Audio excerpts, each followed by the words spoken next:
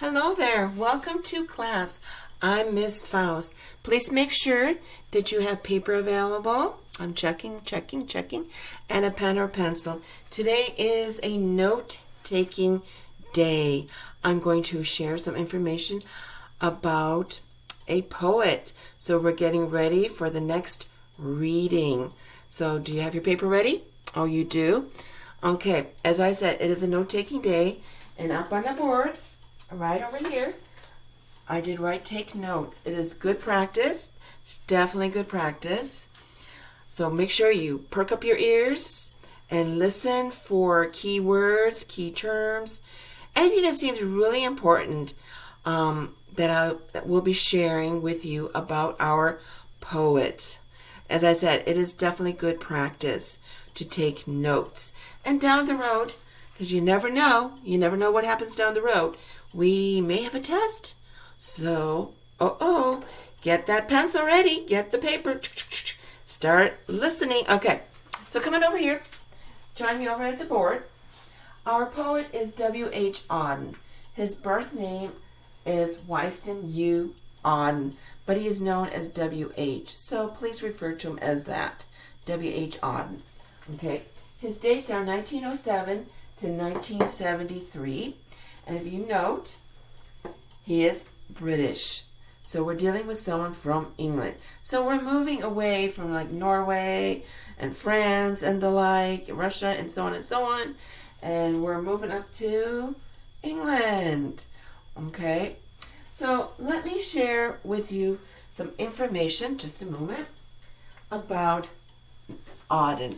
Okay, I'm going to refer to notes here. Okay, so are you truly ready? Do you have the dates down?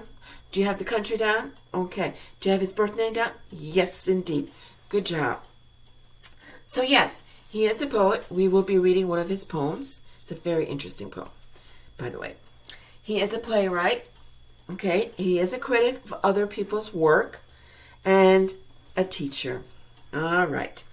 Now, Auden moved to the United States in 1939, okay, and became a citizen of the United States in 1946. But we still consider him to be British because of his birth home and the like, okay. He loved to travel. He traveled to like China, Germany, Iceland, okay. His parents, both his mom and dad, his father was a prominent physician, okay, and his mother, who had been very, very religious and the like, okay. Love that noise, don't you? Very, very religious. They were influential on his writing, his poetry in particular, okay. So they did have an influence. All right.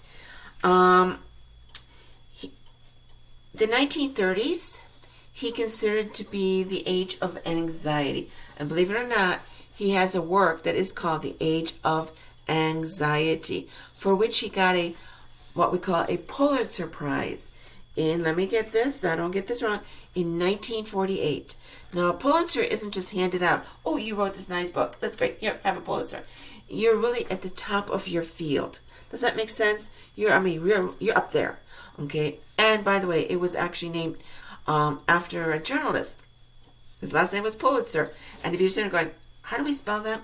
Here we go. P as in Peter, U-L-I-T, Z as in zoo, E-R. And then, of course, prize with a Z, okay? So he did get a Pulitzer.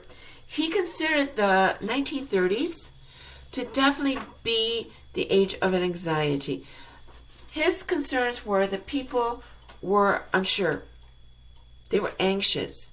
Who's in control? Okay. For him, technology seemed to be very controlling in those days. Okay. The government, very controlling. So who's in control? Is it we the people? Or is it the government? Is the government telling us what we are to think? What we are to do? Those are questions that he had. And when you get down to reading the poem, I want you to remember this. Okay?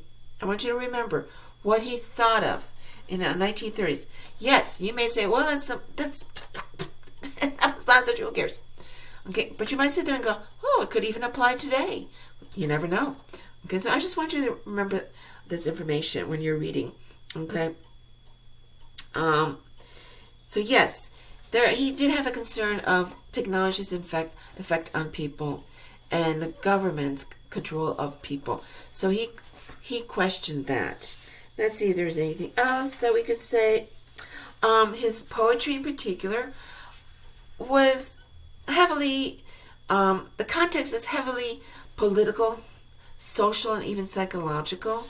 Okay, so when you're reading his poems, you might be reading about a social issue happening. Okay, something political, as in government and government's control of people and the like. All right, let's see. Again, it's not just the government's control or technology, it's also the effect of the wars. World War I, then we're in between two wars. Then next thing is World War II, and how that affects people and the like. I think that would basically cover Auden. Do you have any questions about him?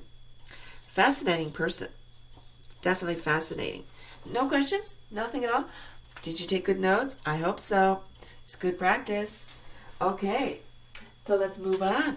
Here's the assignment. I need you to read Auden's The Unknown Citizen. It is a poem. Again, it is a poem. It's not a long poem. Okay? And it does have a lot to say. It does have a lot to say. It has a really good point to it. Okay? Just a moment. Here, I'm thinking there was something I wanted to share. No. I thought there was something else about Auden, but no, there isn't. All I want to say is make sure you do read that poem, The Unknown Citizen. Think of titles being very, very important. Titles sometimes tell us a little something about the content. So yes, The Unknown Citizen gives you a little bit of a clue, okay, with regards to the poem. Okay, so please make sure you read that. So if you're thinking, okay, great, how do I find it? Just Google just go text of Auden's The Unknown Citizen, and you should be able to pull it up. Okay? Then I'd like you to copy this material right here, these two questions, and I need you to answer these questions. Obviously, you're going to have to read this first. Please don't just skim through it and, okay? Please do read it. Who is the speaker?